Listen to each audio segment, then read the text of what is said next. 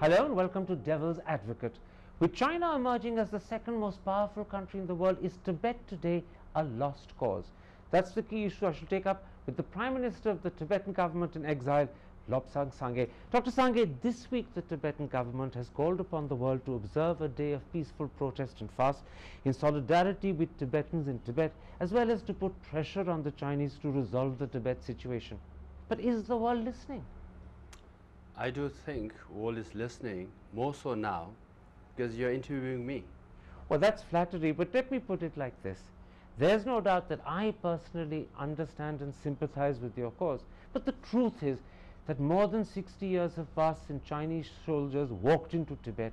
More than 50 years have passed since His Holiness the Dalai Lama had to flee his country. Many people say Tibet today is a lost cause. Not at all. I got elected recently, and it was widely covered by news media around the world, and Tibetans in 30 countries participated on single day, and some from Ladakh, where the temperature was below 40 degrees, and some in Bandra where temperature was 40 plus. The Tibetan spirit inside and outside is strong. That's the key. As long as we have that, our issue is very much alive, and His Holiness the Dalai Lama has led us brilliantly for all these years, and Tibetan people are still very much... But the problem you face is that China today is so powerful, no one wants to annoy the Chinese. After all, you're talking about a country that is the second biggest economy in the world. Chinese money today underwrites the US debt. European leaders are queuing to go to Beijing to solicit investment. With the West facing recession, who wants to annoy Hu Jintao or Wen Jiabao by raising Tibet? I understand the concern of the world, including India, because they are not used to or familiar with China. We have been neighbors with China for the last 2000 plus years. So Tibetans are genetically disposed in understanding and knowing China. We have seen China ups and downs. We have fought with them, invaded them, occupied them. They have occupied us, invaded us. We have had 2000 years of relationship. So at this time, yes, we see China on the rise, but His Holiness the 13th Dalai Lama fled to India in 1910.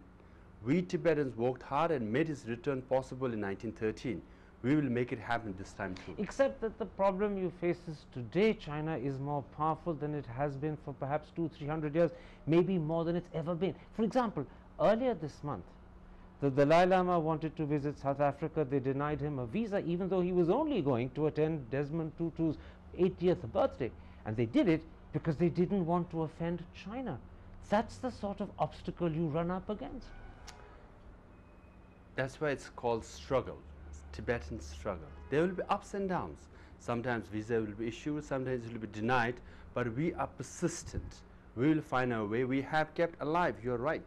Tibetans alone have stood up against the hardliners in China for the last 60 years. We are alone doing it. It's high time international community come around and rally around us. You call it a struggle, but the truth is it could be a Pyrrhic struggle, because even when someone like Obama, arguably the most powerful political leader in the world, meets the Dalai Lama, he won't do it in the Oval Office. He does it in an inconsequential room called the map room, and that's once again because he doesn't want to annoy Beijing. The struggle is becoming more and more difficult for you. It's all right. I'm sure Gandhiji must have faced the same question, have been through the same struggle. Nelson Mandela was in prison for 27 years and 9 years in Robben Island, So it's part of the struggle. We have a long-term goal. At the same time, our struggle is based on Buddhist philosophy, which is 2,600 plus years old, and communism that China is banking on is 100 plus years old. We will outlive them, that we know. It's interesting, Dr. Sangay, that you referred to Gandhiji. The Dalai Lama frequently says with a smile on his face that India is too timid, but India prefers timidity to outspokenness when it comes to China.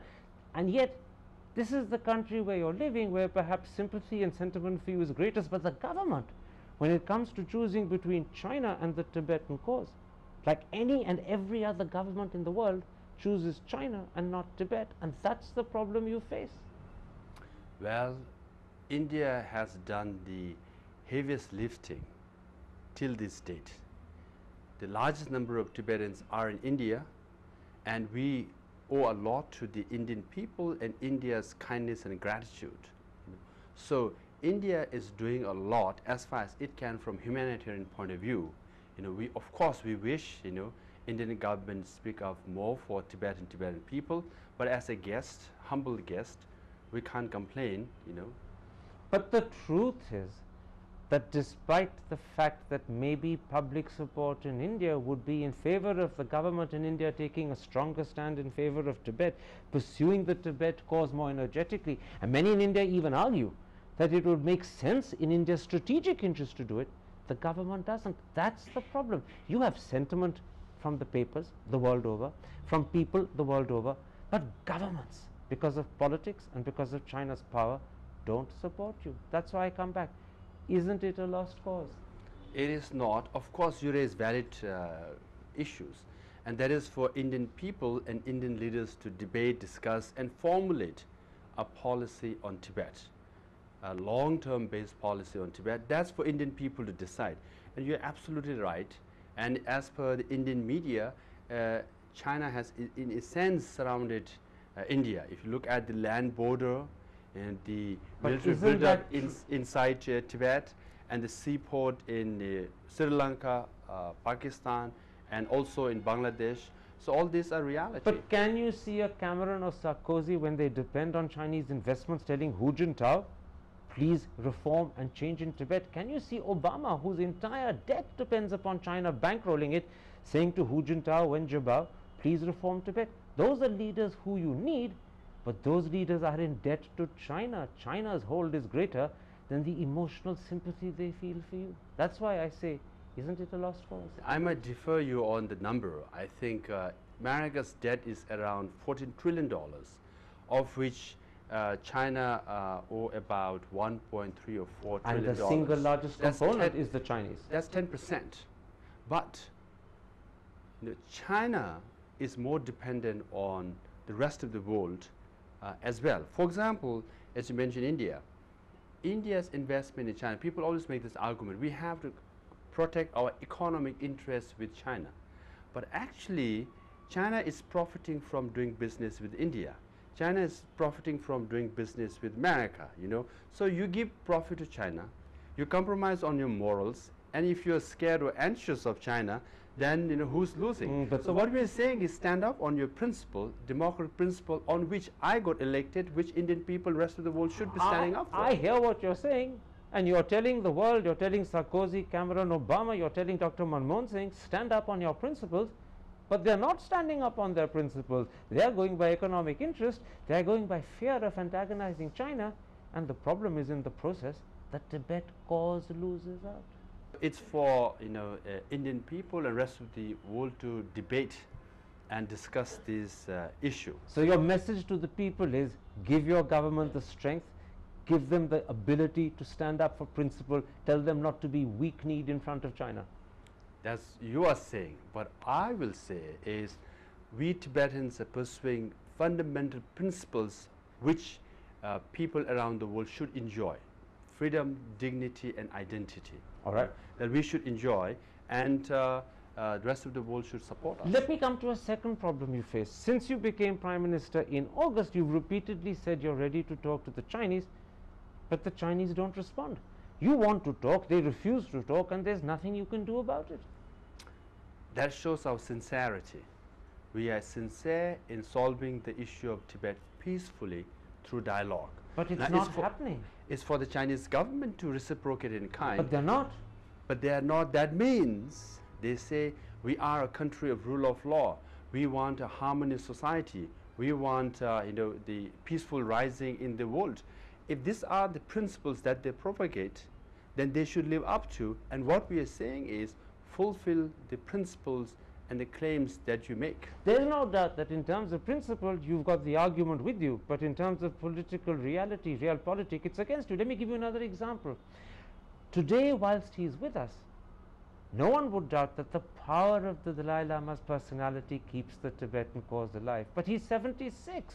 When he's gone, Tibet will probably disappear from public conscience altogether. I would disagree. His Holiness is 76, but is strong and very healthy, and he will live very long. At the same time, any freedom movement, if you look at the success of the Egypt movement or in Tunisia, who was the leader? As long as your movement is based on democratic principles, right, you can sustain and strengthen over time. Let me give you another reason why the horizon is darkening. Hu Jintao's successor, Xi Jinping, seems like a hardliner on Tibet. Let me quote you what he said in Lhasa in July this year. We shall thoroughly fight against separatist activities by the Dalai clique and smash completely any plot to destroy stability in Tibet and jeopardize national unity. That's much harder, tougher language than you've been used to from Hu Jintao and Wen Jiabao for the last 10 years. Things are getting tougher, not easier. These are tough words, but we have seen much tougher actions in Tibet in 50s and 60s, where they destroyed most of our monasteries, most of our cultural heritage, and many thousands of Tibetans were killed. But Tibetans are still alive, still strong, a Tibetan spirit inside and outside. In 2008, it was made very clear, Tibetans all across Tibet, young and old, nomads and farmers rose up, and even today they are protesting against the repressive policies of Chinese government. The tough words by Chinese leadership, but tough actions by the Tibetan people so far. Except the problem is that over the last 10 years and progressively over the next 10 or 20, your capacity to change the situation in Tibet is going to get weaker and weaker, just as China's capacity and resolve to maintain the status quo is getting stronger and stronger. So the struggle, far from becoming equal, is becoming increasingly unequal, and you're the disadvantaged party. Nothing in this world progresses in a linear fashion that you describe. You know, there's always ups and downs. Who knew the Hosni Mubarak will no more the president of Egypt, right? Miracles can happen. Things happen, and we do believe it will happen to us because it has happened before. We have 13th Dalai Lama returned to Tibet in 1913 from India. So you're banking on a miracle. I'm not banking on miracle.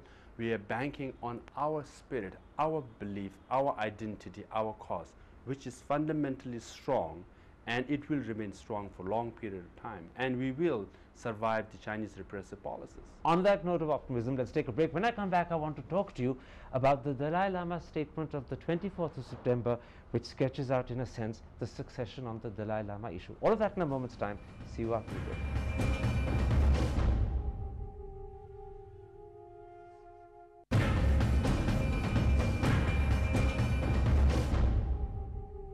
Welcome back to Devil's Advocate and an interview with the Prime Minister of the Tibetan government in exile, Lobsang Sangay. Dr. Sangay, on the 24th of September, His Holiness the Dalai Lama issued a comprehensive statement on the issue of his succession, suggesting that the next Dalai Lama could be chosen by emanation during his lifetime and not necessarily only by reincarnation after his death. But almost within days, the Chinese officially and publicly rejected that statement.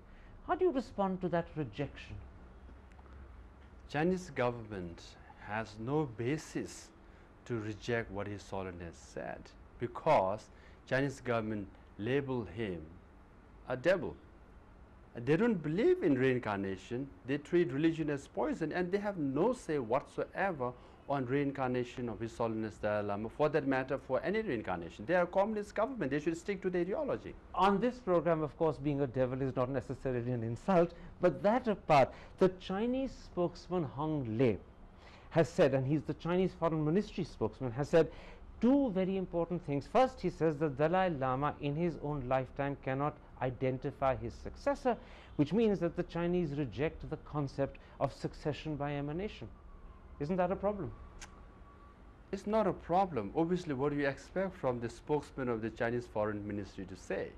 But they are a communist government. You know, they don't believe in religion. His Holiness is the ultimate authority on who the next reincarnation should be, whether through reincarnation or emanation. And whatever His Holiness decides, Tibetan people and Buddhists around the world will wholeheartedly embrace that boy or girl and recognize him or her as the 15th Dalai Lama. Except the political authority that controls the soldiers that are on the ground in Tibet is challenging just that precise point. Because the second thing Hong Lei, the Chinese spokesman, has said, and it's a very critical thing, is that the title of Dalai Lama is conferred by the central government and is illegal otherwise. In other words, they claim a veto on who the next Dalai Lama will be, and they are saying that until they recognize that person, he won't legally be Dalai Lama. They never had veto, they will not have veto. Even the Chinese Buddhists, 200 million or so, and Tibet inside Tibet will abide by His Holiness' decision. Even the many Chinese are writing in favor of Tibet and Tibetan people now. And the Chinese government is spending more on internal security as per the declared document than on external security. So the China that you described previously is not exactly as we believe from outside. Except the truth of the matter is that the Dalai Lama statement was a strategy to prevent the Chinese from trying to appoint a successor after his death and trying to take over the authority and control of the Dalai Lama's office. The problem is, since the cards and the trumps seem to be in Chinese hands, can His Holiness's strategy work? On this issue, Chinese government has no card, no credibility, no legitimacy. It is about spirituality. It's what's inside you. And all the Tibetan inside and Buddhists around the world believe His Holiness Dalai Lama as the leader, and his word is far more valid and relevant than what the Chinese government or their foreign ministry says on this issue. So what you're saying is, as long as the Tibetan people abide by what the Dalai Lama decides over the succession issue, you don't care what the Chinese try and do to thwart it.